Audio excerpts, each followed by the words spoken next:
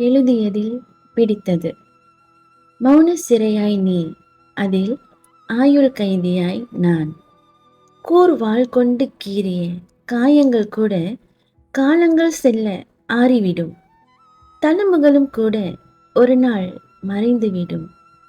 ஆனால் கொல்லாமல் கொல்லும் உன் மௌனம், கொல்லாமல் கொல்லும் உன் மௌனம் ஒவ்வொரு நொடியும் என்னை எனக்குள்ளேயே சிதைத்து கொண்டிருக்கிறது.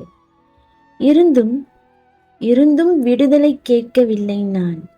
உன் மௌனத்திற்குள் ஒளிந்திருக்கும் அந்த ஒரு வார்த்தையை மட்டும் வாய் திறந்து சொல்லிவிடு. வலித்தாலும் பரவாயில்லை, வலித்தாலும் பரவாயில்லை.